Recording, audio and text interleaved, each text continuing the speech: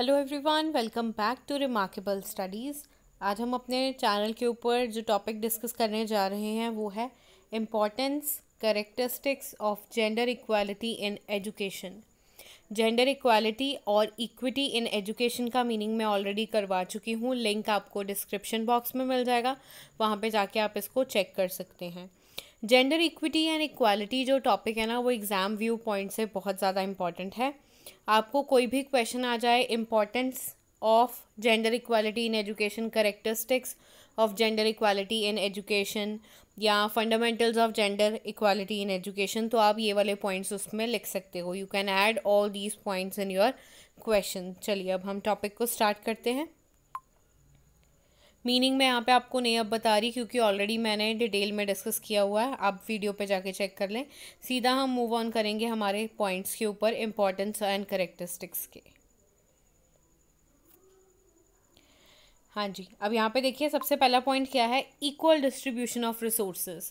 Equality का मतलब ही ये है कि इक्वल वे में कोई भी चीज़ का बंटवारा लोगों के बीच में हो।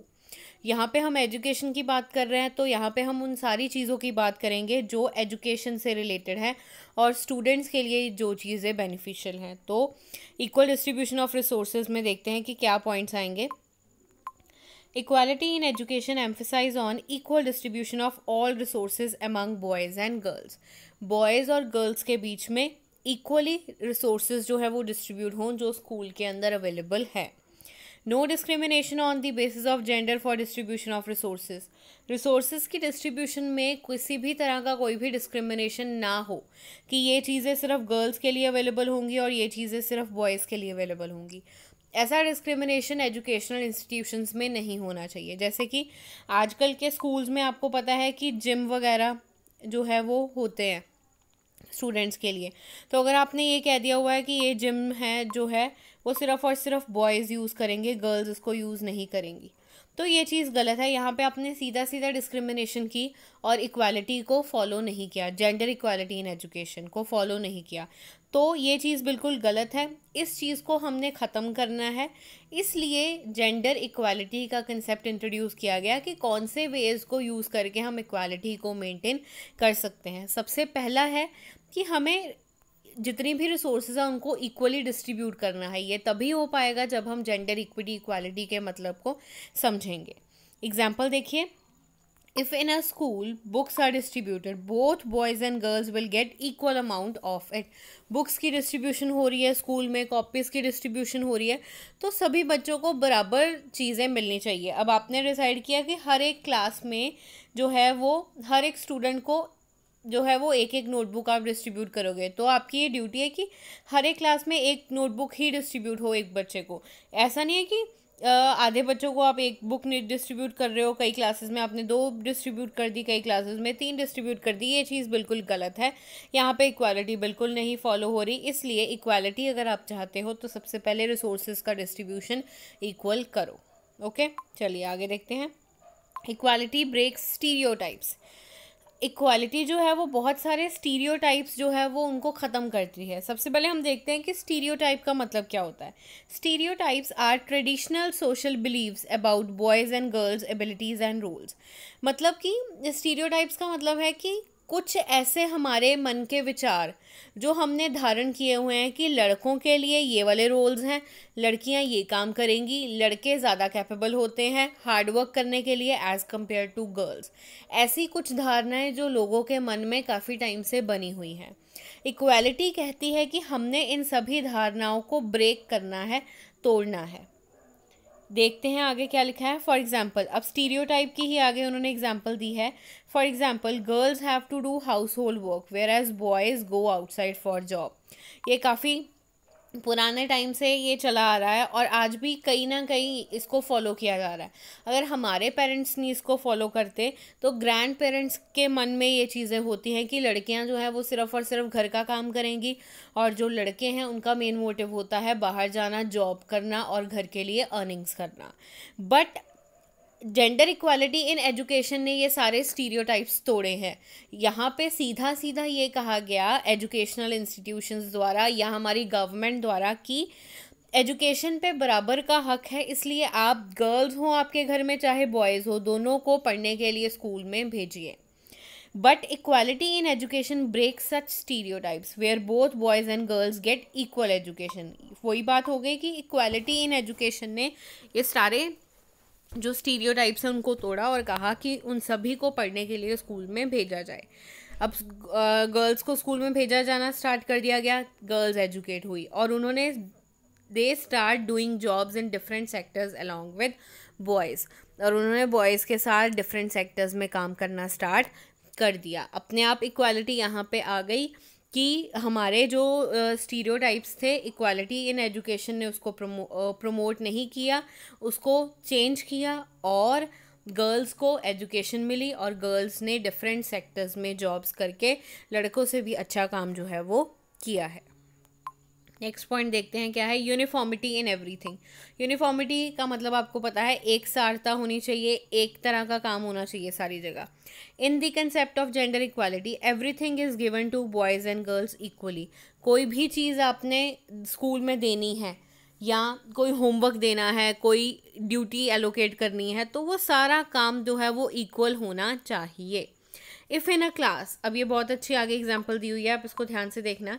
If in a class teacher has to choose class monitors, then boys and girls are given equal opportunities to prove themselves to be the best candidate for monitor. Teacher ने क्लास में मॉनिटर को choose करना है. अब अगर teacher सोच ले कि भाई मॉनिटर है, क्लास को संभालना है, तो मैं ये ड्यूटी जो है वो बॉयज़ को एलोकेट कर देती हूँ, बॉयज़ जो है वो बन जाए मॉनिटर, क्योंकि वो क्लास को संभाल सकते हैं, अगर कोई शोर मचाएगा तो चुप करा देंगे. यहाँ पे ये चीज़ गलत है.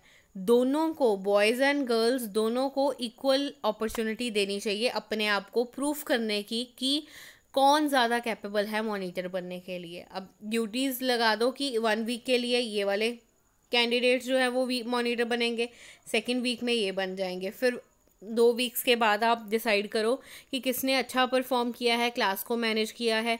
क्लास में जैसे कोई टीचर नहीं आ रहा तो क्या वो एडजस्टमेंट्स देखने जा रहे हैं, कैसे वो पूरा अपने क्लास को हैंडल कर रहे हैं, चॉक्स क्लास में अवेलेबल होने चाहिए, ऐसे कुछ काम मॉनिटर्स के होते हैं. तो किसने ये काम अच्छा किया है तो उस बच्चे को मॉनिटर बना दो. हो सकता है कि गर्ल्स ने अच्छा परफॉर्म किया हो एज़ कम्पेयर टू बॉयज़. सो इसलिए जब भी आपने किसी भी तरह की कोई सिलेक्शन करनी है स्कूल में, तो वो सिलेक्शन यूनिफॉर्म बेसिस पे होनी चाहिए. This helps to create uniformity. इससे बच्चों के माइंड में भी एक तरह की कॉन्फिडेंस आ जाता है और उनके अंदर ये फीलिंग नहीं आती कि किसी तरह का उनके साथ डिस्क्रिमिनेशन किया गया है. उसी तरह अगर आपने यहाँ पे तो मॉनिटर की बात की गई है, अगर मैं बात करूँ आपने स्कूल के लिए कैप्टन चूज़ करना है, तो वहाँ पे भी अगर आप ये चीज़ सोच रहे हो कि नहीं भाई बॉयज़ को बना दो, गर्ल्स को नहीं बनाओ, ये चीज़ सही नहीं है. या आप ये सोच रहे हो गर्ल्स को कैप्टन बना दो क्योंकि गर्ल्स ज़्यादा सिंसियर होती हैं, वो अच्छी तरह अपनी ड्यूटी निभाएंगी, तो यहाँ पे आप गलत हो. दोनों को इक्वल अपॉर्चुनिटी दो और जिसने अच्छा परफॉर्म किया उसको सिलेक्ट कर लो. Next, not need based. जो इक्वालिटी का कंसेप्ट है ना, मैंने मीनिंग में भी ये चीज़ आपको बताई है कि इक्वालिटी जो है ना वो ये देखता है कि हाँ जी जो रिसोर्सेज हैं उनको बस बराबर ढंग से ना डिवाइड कर दो. ये नहीं देखा जाता कि इस चीज़ की ज़रूरत है या नहीं है. नीड को कंसिडर नहीं किया जाता, ज़रूरत को नहीं देखा जाता कि इनको ज़रूरत है, इनको नहीं है, इनको किसी और चीज़ की ज़रूरत है जो हम चीज़ इनको दे रहे हैं उसकी जगह. ऐसा कुछ नहीं देखा जाता. बस जो रिसोर्सेज हैं, जो रिस्पॉन्सिबिलिटीज़ हैं, उनको इक्वली डिस्ट्रीब्यूट कर दो. ये चीज़ ध्यान में दी जाती है. देखते हैं कैसे. Gender equality does not consider the needs of students. Students की नीड्स को कई बार नहीं कंसिडर किया जाता. Here emphasise on availability of resources to all. वही बात यहाँ पे एम्फेसाइज किया जाता है कि भाई रिसोर्सेज अवेलेबल हो जाएं सभी को. एग्जाम्पल देखो, cycles are distributed in schools by government. आपको पता है कि गवर्नमेंट इंस्टीट्यूशंस, एजुकेशनल इंस्टीट्यूशंस में हर साल बच्चों को साइकिल्स डिस्ट्रीब्यूट किए जाते हैं ताकि वो आसानी से अपने घर से स्कूल तक पहुंच जाएं. Here government do not consider whether the children requires cycle. यहाँ पे गवर्नमेंट ये नहीं देखती कि क्लास में 40 स्टूडेंट्स हैं, 40 के 40 स्टूडेंट्स को उन्होंने साइकिल देना है. गवर्नमेंट ये नहीं देखती कि किस बच्चे को साइकिल की ज़रूरत है. हो सकता है कि ये रहा एजुकेशनल इंस्टीट्यूशन और इसके पास ही जो है वो बच्चे रह रहे हैं, 20 स्टूडेंट जो है वो बिल्कुल स्कूल के पास रहते हैं, तो वो पैदल आराम से उस साइकिल के बिना स्कूल पहुंच सकते हैं। अब अगर गवर्नमेंट जो है ये साइकिल उनको भी प्रोवाइड कर दे जो स्कूल के पास रह रहे हैं, तो उनके लिए तो साइकिल का कोई यूसेज ही नहीं हुआ। हो सकता है कि किसी और क्लास में वो 20 साइकिल्स को डिस्ट्रीब्यूट करते, तो जो और बच्चे दूर से आते हैं वो बच्चे भी उन साइकिल्स को यूज़ करके स्कूल तक पहुंच पाए। यहाँ पे गवर्नमेंट का एम क्या है कि हर बच्चे को साइकिल मिल जाए, बट उनको इस चीज़ का भी ध्यान देना चाहिए कि नीड किसकी है उसके अकॉर्डिंग जो है वो काम करना चाहिए। मैं यहाँ पे सिर्फ और सिर्फ गवर्नमेंट की बात नहीं कर रही, प्राइवेट इंस्टीट्यूशंस में भी कई बार ऐसा डिस्क्रिमिनेशन हो जाता है कि बच्चे की नीड कुछ और है और आप जो है वो उनको कोई और रिसोर्सेज प्रोवाइड कर रहे हो। Next point, discard individual differences. ये पॉइंट को हम पुराने पॉइंट के साथ रिलेट कर सकते हैं। एक्सप्लेनेशन देखो, फिर आपको मैं मीनिंग समझाती हूँ। Gender equality focus that neither boys and girls receive special incentive, scholarship और प्रिविलेजेस। जेंडर इक्वालिटी ये कहता है कि बॉयज़ एंड गर्ल्स दोनों में से किसी को भी स्पेशल इंसेंटिव्स, स्कॉलरशिप्स, प्रिविलेजेस ना मिले, बट जेंडर इक्वालिटी ये कहता है कि दोनों जेंडर्स को मिले सेम अमाउंट में। ये नहीं है कि अकेली गर्ल्स को स्कॉलरशिप मिल रही है, बॉयज़ को नहीं मिल रही। ऐसा नहीं होना चाहिए। अगर स्कॉलरशिप मिल रही है तो वो गर्ल्स और बॉयज़ दोनों को ही मिलनी चाहिए। जेंडर इक्वालिटी इस चीज़ को जो है वो फॉलो करता है। फिर ये तो हो गई स्कॉलरशिप की बात। अभी हमने क्लास पीछे बात की है जिम की। स्कूल में है, अगर आप कह रहे हो कि बॉयज़ यूज़ करेंगे गर्ल्स यूज़ नहीं करेंगी, ये नहीं होना चाहिए, बल्कि दोनों को बराबरी से हक मिलना चाहिए उस इंस्टीट्यूशन में बने हुए जिम को यूज़ करने के लिए। और स्पोर्ट्स में आप पार्टिसिपेशन करा रहे हो, आपने सारी की सारी टीम्स में बॉयज़ को ही भर्ती करके रखा है, ये भी चीज़ गलत है। गर्ल्स को भी इक्वल रिप्रेजेंटेशन दीजिए कि वो डिफरेंट स्पोर्ट्स में पार्टिसिपेट कर सके। यहाँ पे इंडिविजुअल के डिफरेंस को बिल्कुल ख़त्म कर दिया जाता है। गर्ल्स की कैपेबिलिटी और बॉयज़ की कैपेबिलिटी सेम होती है, और उन दोनों को कैसे एक टीम में यूज़ करना है वो जो है वो देखा जाता है उस इंस्टीट्यूशन के द्वारा। इसलिए जेंडर इक्वालिटी ये प्रमोट करता है कि दोनों में से किसी एक को ये चीज़ रिसीव ना हो, बल्कि दोनों जेंडर्स को ये चीज़ें रिसीव हो, जितने भी बेनिफिट्स हैं, प्रिविलेजेस हैं, सब कुछ। Next, access to same opportunities. अब अपॉर्चुनिटी आपने देनी है तो वो बराबर होनी चाहिए। ये नहीं कि गर्ल्स के लिए आपने अलग रूल्स एंड रेगुलेशंस, कॉम्पिटिशन्स रखे हैं, बॉयज़ के लिए अलग रखे हैं, ऐसा नहीं होना चाहिए। इन जेंडर हाँ कुछ लेवल पे डिफरेंस हो सकता है, बट हर एक लेवल पे आप डिफरेंस कर रहे हो। पढ़ाई में भी डिफरेंस कर दिया, गर्ल्स के सेक्शंस अलग हैं, बॉयज़ के सेक्शंस अलग हैं, गर्ल्स की एक्टिविटीज़ अलग होंगी, बॉयज़ की एक्टिविटीज़ अलग होंगी, ऐसा नहीं होना चाहिए। In gender equality same opportunities are given to students. Same opportunities दी जाती हैं। They can equally participate in sports, चाहे वो बॉय हो चाहे वो गर्ल हो, इक्वल वे में वो स्पोर्ट्स में पार्टिसिपेट करेंगे। No one in the school will say that you are a boy और girl and you can't do this thing. ये चीज़ नहीं होनी चाहिए। अब स्कूल में जो है वो रंगोली कंपटीशन हो रहा है, तो रंगोली कंपटीशन हो रहा है, आप ये सोचो कि रंगोली में तो सिर्फ और सिर्फ गर्ल्स ही पार्टिसिपेट करेंगी, और कोई लड़का आया है और आपको नाम लिखवा रहा है कि मैंने जी इस कंपटीशन में पार्टिसिपेट करना है, तो आप वहाँ पे हंस रहे हो कि नहीं आप पार्टिसिपेट नहीं कर सकते, ये कंपटीशन सिर्फ गर्ल्स के लिए है। ऐसा नहीं होना चाहिए, दोनों को इक्वल लेवल पे पार्टिसिपेशन करने का मौका देना चाहिए। Cooking competitions are held in school where boys can also participate and showcase their skill of cooking. Yes, cooking competitions होते हैं स्कूल्स में, वहाँ पे बॉयज़ को भी इक्वली पार्टिसिपेट करने का मौका देना चाहिए, जिसके साथ वो अपने स्किल्स को शो केस कर सके सबके सामने। नेक्स्ट है फेयरनेस। ये भी बहुत अच्छा पॉइंट है।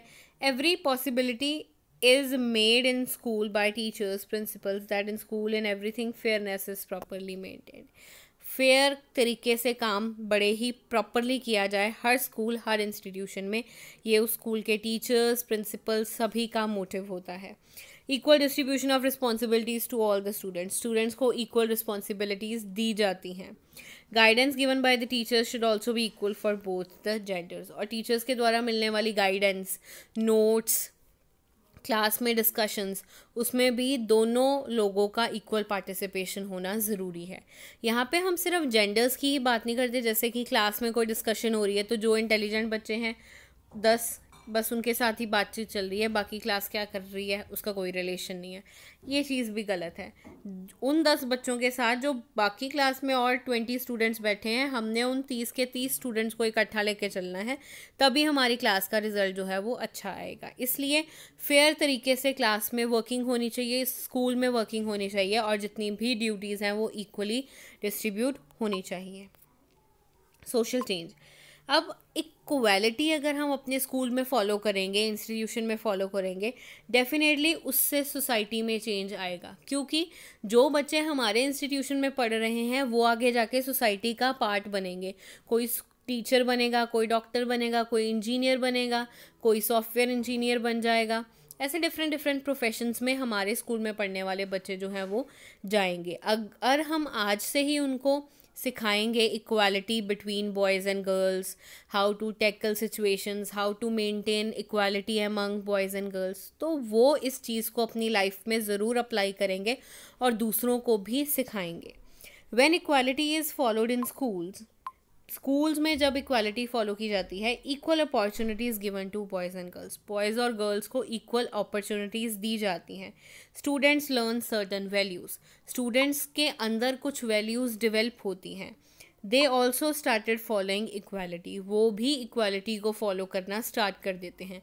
अब लड़का है, घर पे जाएगा, वो उसकी सिस्टर होगी तो उससे वो अच्छी तरीके से बात करना स्टार्ट कर देगा, अगर वो पहले नहीं करता।